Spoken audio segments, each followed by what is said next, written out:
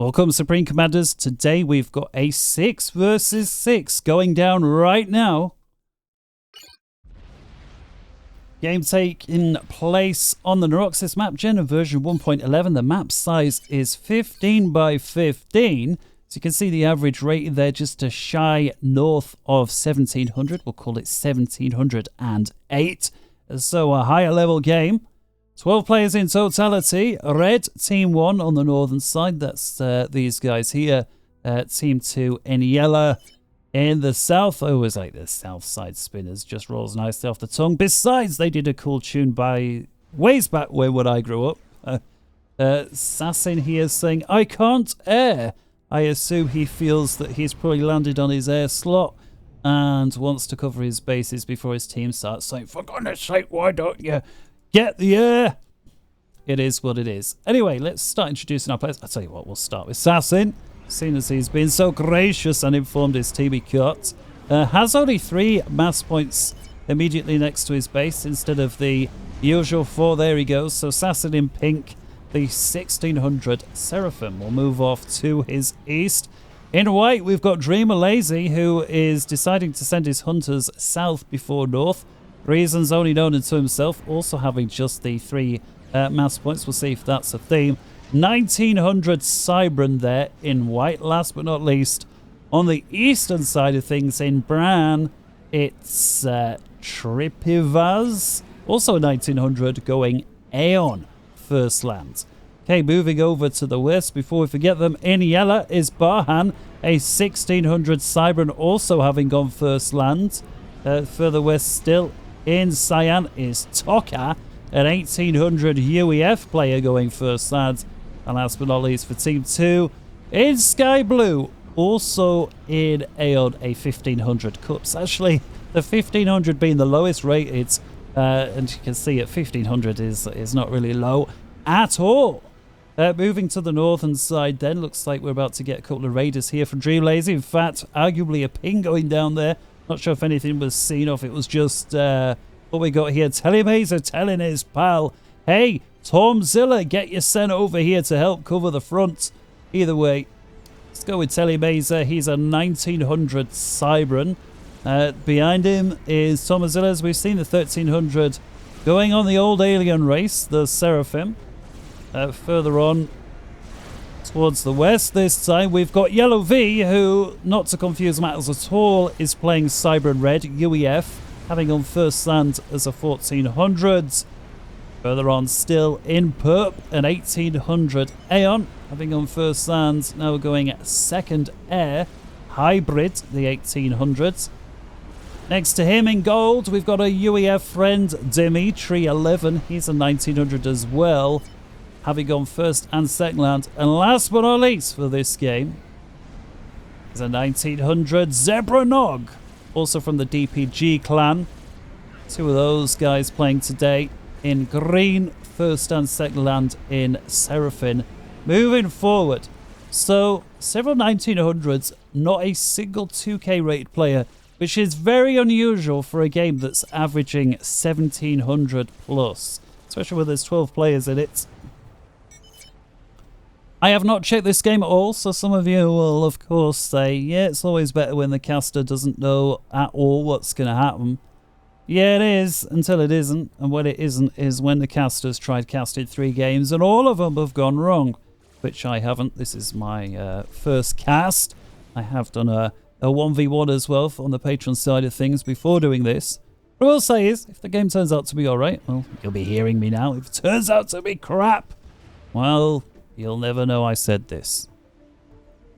How many of those have there ever been on the history of this channel? I don't know. Maybe about 50. There've probably been about 50 games that you never saw, that in the first 10 or 15 minutes just weren't going anywhere. Perhaps a few that died at the end of a very long cast with a desync or something. Once that's happened to you 3 or 4 times, trust me, the idea of the caster not knowing what's going to happen suddenly appeals a lot less appealing if you're the caster. You can only throw so many games in the bin before you think, I might have to start checking the odd one. Some nice effective bombs here from Tormozilla. 1 kill so far, going after forward engineers. There's a second one from Tripvaz.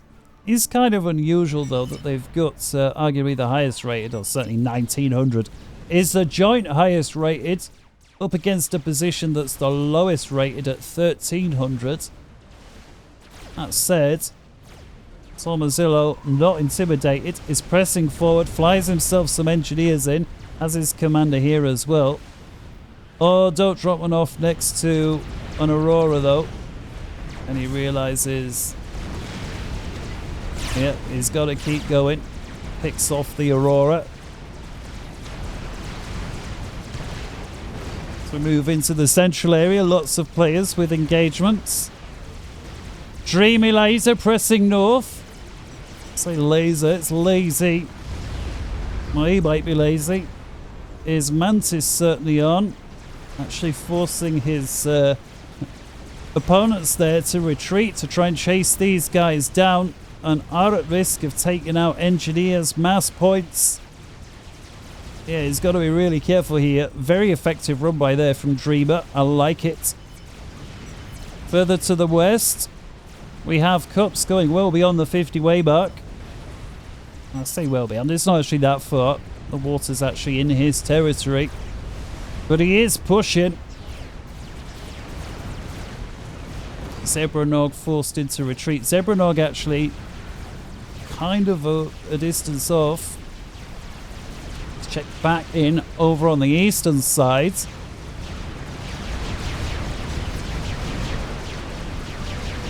Tripvaz certainly beyond the 50-way mark as well. I'd say it's at the 50-way mark's about there. He's got support from his team. Telemazer. Would be nice here to see Tormozilla push up and meet up with these guys just to help seal the line. Telemazer with a quick upgrade to the gun there inside the 7th minute. Tripvaz knows it and is on the run.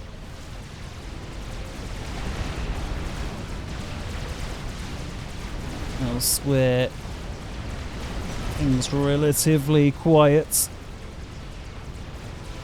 Bahan going for the gun. Cups having secured this area. Gets himself a point defense. Flies some scouts past him. Always important. Check that your opponent isn't secretly amassing a shedload of tanks just outside your radar's range. Getting ready to pounce on you. Speaking of pouncing, Tripvaz in a spot bother here. The 1900 down to just 2000. What he needs, he's got a primary, the enemy commander, to try and dissuade this and at least make it a 2 for 605, 4, 3, 2, 1. And thankfully, Telemazer survives there. Tripvaz going down. That's a nice early snipe on the 8th minute. Of course, the explosion taking out all of the Auroras that would have been a threat. Would have picked Telemazer off. Telemazer surviving with over 3,000 hit points and able to run away. Dreamer Lazy though, got to be careful. Has got the gun. If Telemazer gets into range, this could be it. What is Dreamer? Oh my god, he's in range. He's in range. If he had the target priority thing here set to the commander, although he may just not want to. For now, Dreamer Lazy is hell-bent on chasing this guy down. We'll have to see if he gets him. Problem is, though, Telemazer is a 2-star, so we will be wrapping up, and it looks like, yeah, Dreamer Lazy's decided not to overextend.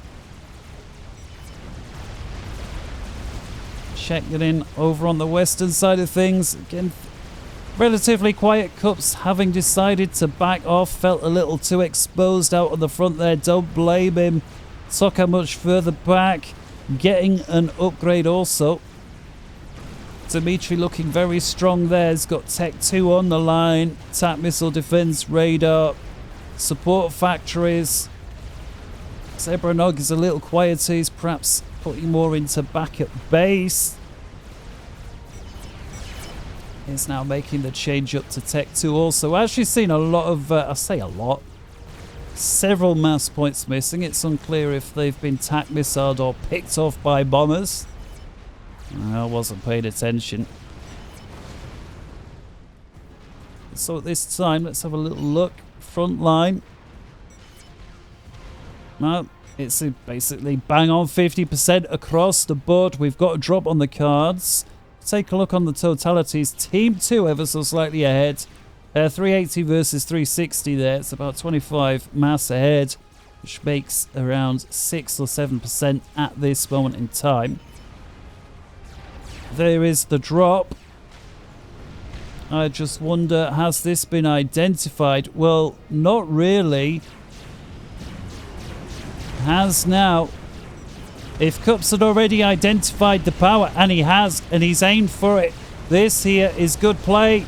Oh no, he hasn't. I thought that was going for the power. He's going for the mass. And he does pick it off. Right, it's a Tech 2 mass point. I suspect the P-Gen would have been a better target. Of course, there's no guarantee that Cups had already identified it. He does have scouts in the area, spy planes, so it's possible. Zebranog, oh, there's already upgraded these mass points on the side there as well. And they're pretty exposed. I assume these weren't taken. There didn't appear to be any wreckage over there. Alright, so where's it at now?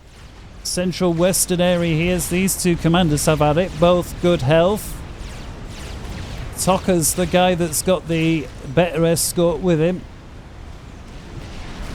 A few Tech 2 units, including a mobile shield. He's got an Air Force standing by just behind him. However, Zebranog does have the friendly commander to fall back to. Dimitri is going for very fast upgrade. Gun is now going for nano. There's enough engineers there. If this guy wanted, he could be Tech 3 in very quick succession as well. Baran is pressurizing. Does have the gun as well as nano. Problem here is, though, that this guy's got Tech 2 commander there. And so many engineers, he's going to be able to get Tech 2 point defense, the Triads online very quickly. Cups actually flying in some Tech 2 engineers. Yeah, there's the problem. Unfortunate there. Nice idea. Not much else. Quick look over here. Looks like there are attack missiles taking out Dreamer Lazy's forward mass points.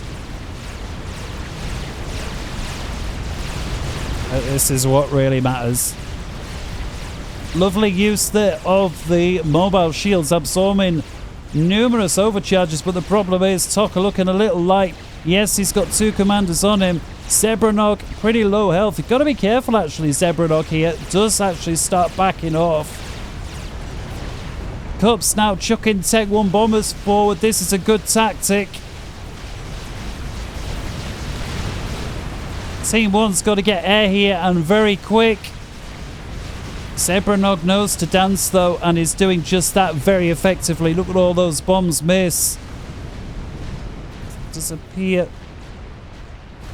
thanks to Hybrid, that there's just enough air there to shut it down. But Hybrid now with Restorers, 3 of them. Well, this is a very dangerous unit at this stage of the game to have 3 of them there. Of course, their anti-air capability is going to be able to shred this Tech 1. It's going to be a little more than a decoration in the sky as they get shot down. Now a 4th and a 5th Restorer. Well, at this moment in time, it's just a case of which commander is he going to go for first. Sassin realizing the only thing to do is to build lots of anti-air. Yeah, he's not at the Tech 2 stage, so he can't put flak down, but a load of Tech 1's better than nothing at all. Yeah, Dreamer Lazy's got to be really careful here. I mean, most of this is just Tech 1, it's thistles. Dreamer Lazy doing the right thing, going for the weakest Restorer first, lowest health. Hybrid could be super annoyed and just withdraw the lowest health Restorer, fly it back over an air repair pad, and then cycle it back. It's pumping out more and more. So this stage of the game, Team 2 need to be wise to the fact that we're going to need flak and mobile shields. Hybrid's going heavy on the restorers.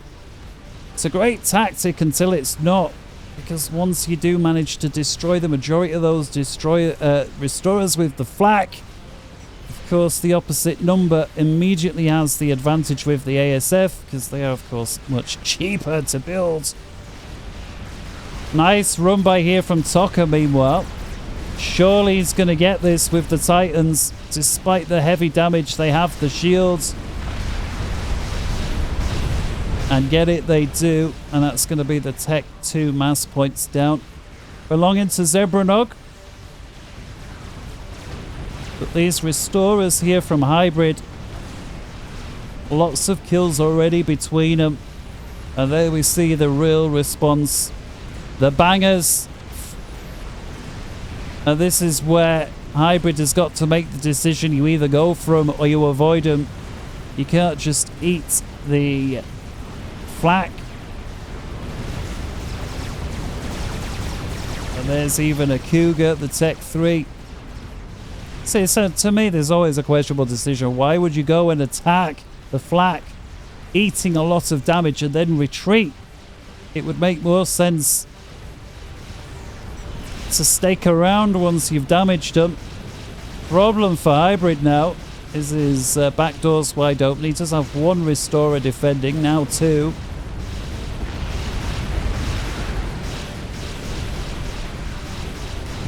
Percy there from Dimitri actually takes a shot and misses. But yeah, this run by here from Tok has been extremely effective. Look at this. Almost 3,000 mass killed on that one Titan alone. And actually gets it. 3,500 mass kills. This one over here is 10 a lot up as well. 7 kills. Over 1,000 mass. And this one here as well. Treba lazy. Incredible play with Arb here. 13 kills. I think it's been forgotten. It's gotten a lot of damage again. Almost 5,000 mass by itself. So just as one team, number one, takes the initiative there with the air, the other team takes the initiative and spaces some high damage bots around the map in the back of Team 1's base. Picks off a lot of mass. Here we see the inevitable result of a team that's being outplayed by the air. The rest of the team forced into producing more and more SAMs, or mobile SAMs.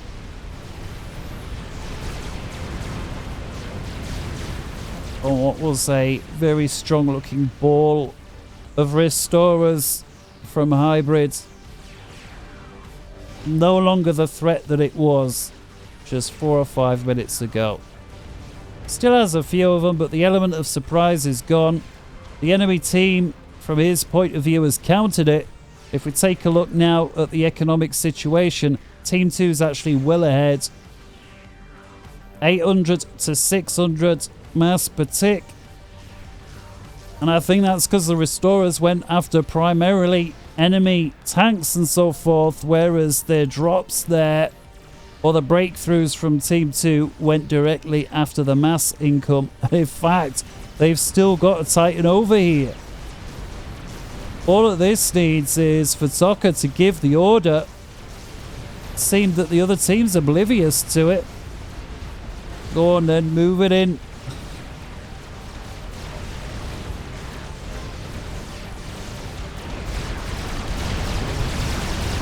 Lots of artillery from Sassin. Ricks now. It's the Tech 3 stage becoming a standard. It's just a question of who knocks out the first experimental. Hybrid actually bringing all of his restorers back to deal with the single Titan, which is an interesting decision. But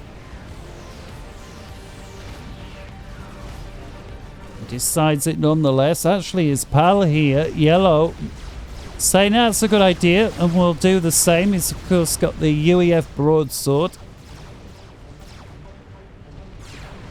I do like to tell my story that ways back when I started playing this, before Forge Lines was even a thing. It was just Supreme Commander. I'm sure some of you'll know. Yes, yes.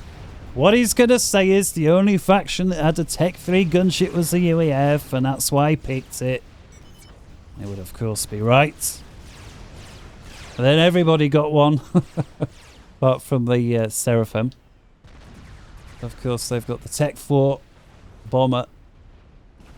What a unit that is these days. I mean, it was never bad, let's face it, but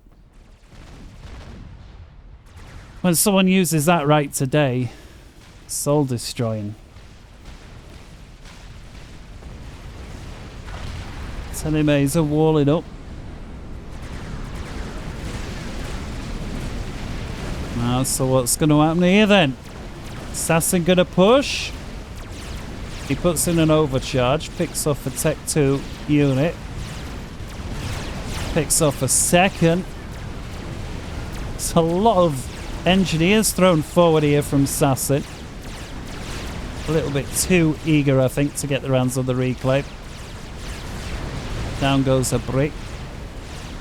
Telebaser is now finally getting involved with himself. Or his self, should I say. Now these restorers here from Hybrid. I mean, the number looks scary. But when you've got this much anti-air, are they as scary as they look? Or is it just an expensive mass investment that's going to drop out the sky? And there it goes. Thanks to some air there from Cups as well. I mean, 3 of those are very heavily damaged. Could just be 2 restorers left. Hybrid does the right thing and pulls away, but it's no longer an efficient fighting force.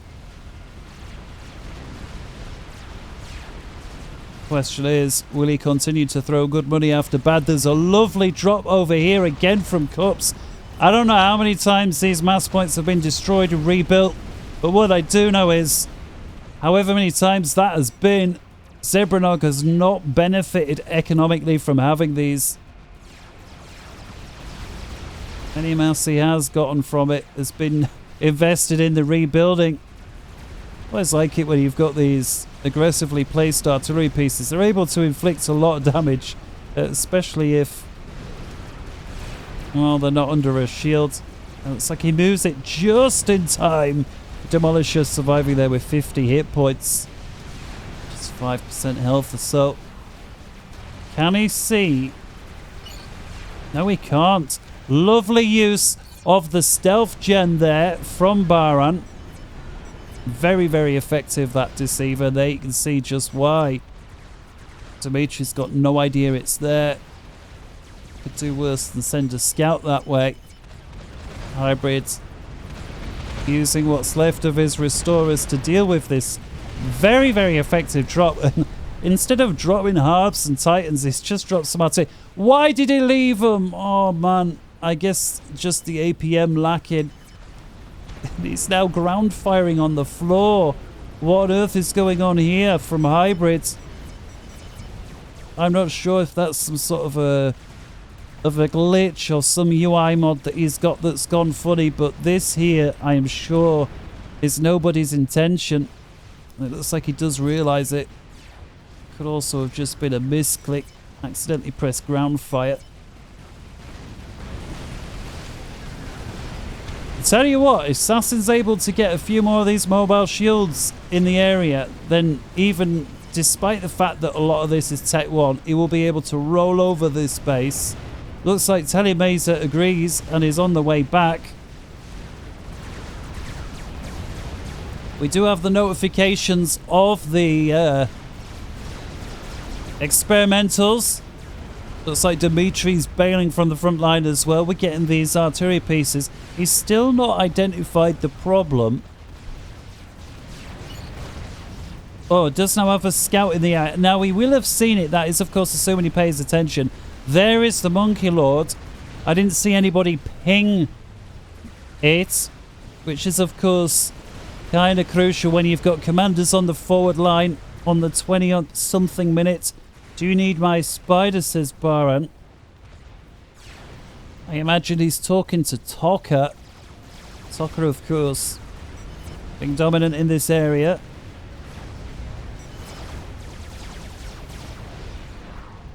I think it'd be... they certainly need to play together if he's not going to hand it over. And in fact, he hands everything over. That's very nice play there from Baran, despite the fact Toka didn't answer. Could, of course, be that Toka's main language isn't English, although I'm piling assumptions on top of assumptions at this point. Wouldn't be a cast on Tactical Takeover without such assumptions. Lazy moving in. And this is, yeah, is a very, very weak base from Tormozilla. Oh, it is somewhat staggered. He's now firing his tactical missile launcher. Just hit a unit. Telemazer sending units across to deal with. And there now is the chicken. And that's going to dissuade Dreamer from pushing through. And indeed he does. He backs off. And with it, Tormozilla's forward base lives for another day. Meanwhile, on the opposite flank, notifications all over now. As Toka pushes forwards. And there are the notifications. Let's have a look to Team 1. Are they aware of the spider? Well, they see the contact. They really need a spy plane over here, man. Come on. They've got no idea what is here. The commander's right on the front line. I mean, there's the telltale signs of a Monkey Lord, but it doesn't... Well, there it is. They know now. Finally, a spy plane. Thanks to hybrids. As we explore the eastern side of things. Telemazer pushing down. Breaking deep into the eastern flank on Team 2. To Team 1 responding kind with a breakthrough on the western flank is the question. Lazy defending very well here. Allowing his front to collapse carefully. Holding a few units off here. Can always cut off the resupply. Just focusing over here. The commander stuck in there. Oh, he's got lots of upgrades. Zebranog going in. Monkey Lord goes for the chicken. Chicken's got its mobile shields. That is a lovely win. Lots of purses there as well. This is a very powerful fighting force from Team 1. Well, Toka is in a right spot of bother here. Starts eating chicken fire. And the second player down. First player in quite some time. Also from Team 2 is defeated thanks to Zebranog. So Team 2. Just 4 players left despite being ahead economically. They're about 10% ahead over the course of the game. Although now, counter-attack. Baran pushing through with a megalith. And this time is Zebranog. There's got to be careful. Down goes the chicken. Some nice micro there, allowing the crab to walk backwards while still shooting. Hi, look how powerful these purses are. These bricks are hugely important.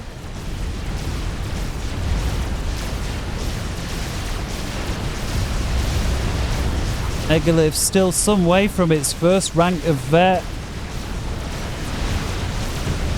Nice play here from Baran, desperately trying to keep this thing alive, but it's not going to happen. There it goes. And these artillery pieces that have been there all game from Baran, I wonder if they are going to finally meet their end, but man, have they been effective. They continue to put fire down. Look at the veterancy on them. Meanwhile, a fatty breaking through the central eastern region there, coming down from Team 1. Yellow in red, 34 kills. Laying down fire at max range. Decides now is a good time to back off as Sasson moves towards him. I couldn't agree more.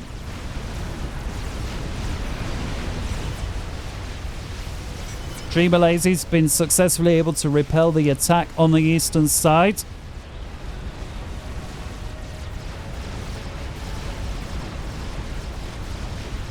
Oh, Yellow's going to want to keep moving that fat boy.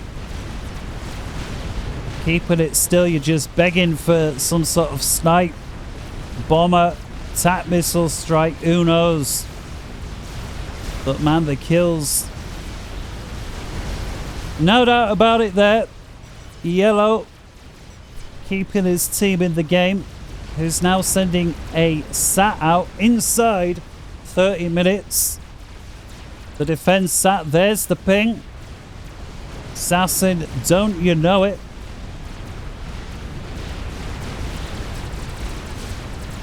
Well,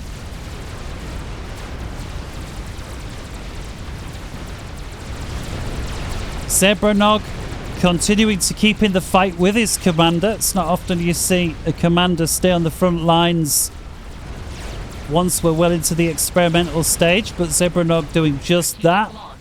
He's got a lot of purses with him. The mobile shields is now dropping back. His mobile shield's gone. First nuke we hear there going out.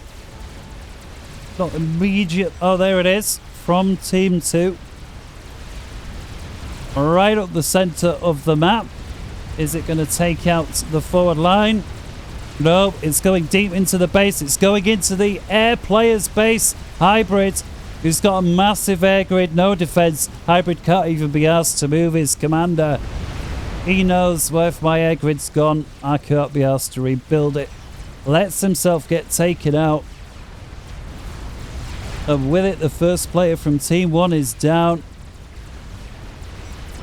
Hybrid had been very successful with those restorers early on.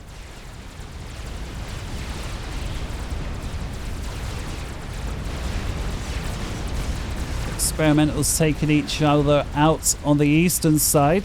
It's like it was a chicken on chicken. What a strange place to upgrade your commander. I assume he's wanting Dimitri to upgrade the commander there. So many engineers. Meanwhile, the chicken that we can hear firing incessantly, making its way down. Got another over here, eating into Baron's base. Baron, who does have a megalith, together with some restorers from Cups, they will be able to shut this down.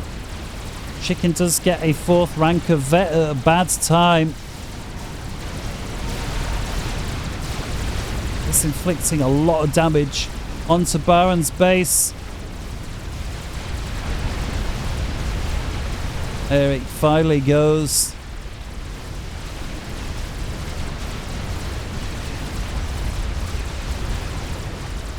Such a well-placed fat boy there from Yellow. Not being too greedy, not being too aggressive. 150 kills. Just letting it inflict maximum damage at range. Do have a very hopeful breakout attempt here from Team 2 on the eastern side, I beg your pardon. Assassin pushing out with 2 chickens. It's actually forced Telebaser back.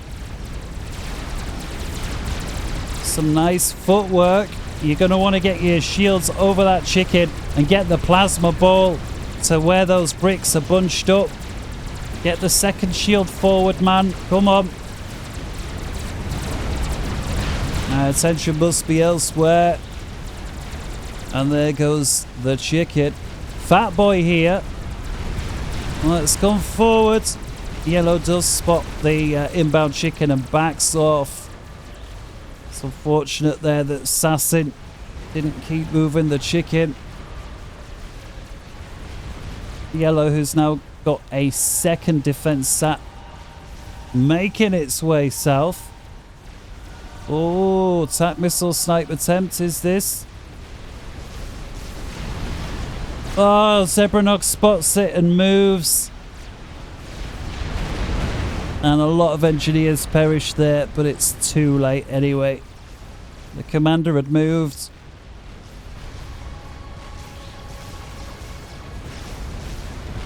Fat boy there with 157 kills and climbing. Assassin on the front line. It's interesting to see so many commanders still right on the line, despite the prevalence of experimental units. See defense sat there causing a lot of bother. Oh no! Let's have a look. Zebra knocked down. Is it just a temporary desync? No, the whole thing. Let's not say anymore. Lots of players going up there. Why pause is of course possible when somebody died, somebody desynced or lost connection, and that's why the second unit died, although I don't know that. Whatever happened here could of course have been attack missile snipe. Either way, the desync now, I'll have to see if it ruins the game or not. Ordinarily, if I was just with my desync checker, that would be it. This game would be unplayable. Of course, there are those desyncs where things carry on fine. Lovely use here. I tell you what, Yellow Man, he may only be a 1400, but some of the best use of a fat boy in terms of positioning that I've seen in a long time. Really is looking after it. 175 kills. Of course, has to run away from the megalith. Lovely use there of the engineers to build shields, trying to cover for the fat boy. There's also a strategic missile defense here that I'm sure the megalith would like to pick up. The fat boy's shield has collapsed. And actually it looks like the fat boy's finally going to go down with 176 kills. There it goes.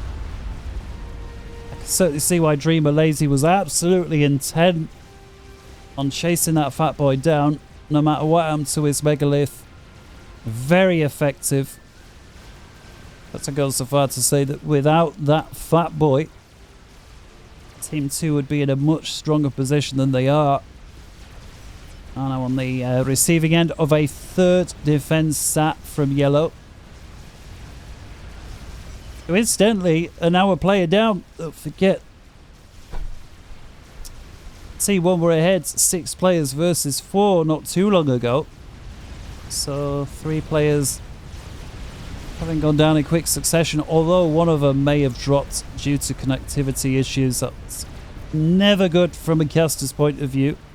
Seeing that old desync message. And again, at this stage, the sort of things that I'm looking for are seeing large groups of air not moving when there is some sort of air engagement elsewhere, and that is usually indicative of a desync where perhaps, okay, the way this player moves the air is not being recorded correctly. But of course that may seem insignificant at first, but the difference it makes gets bigger and bigger the further the game goes on. And our restorer wasn't shot down that was, or vice versa, and then that restorer goes on killing engineers. Nobody pays any attention to it because in the genuine game it was killed. Things like that. As long as the main of the battle continues, yeah, so we can see here basically nothing that Dimitri's doing is being recorded correctly, and because of that, what is arguably the strongest player left for T1 is basically not playing thanks to the desync, and that means the rest of this game is, well, a dud. And that why, ladies and gentlemen, we're going to leave this here, is why as a caster we have to check that the games, well, don't desync. I literally cover the screen, not physically. I have on the casting software, I just put a blank screen over it, and there's a little gap in the middle, you know where that desync message goes. So I'll just what I'll do is just play at high speed. I'll move the camera off like that so I don't see anything, and then if there's a desync message at the end of the game, I know, you know, this is a no-go, and that's literally the way to do it. For those who are into casting, who want to know how do you check, absent of there being some better tool, that's how you do it without ruining the game. Of course, no guarantee it's going to be a good game, but at least you know it's not desynced. Alright, that's going to be it, unfortunately.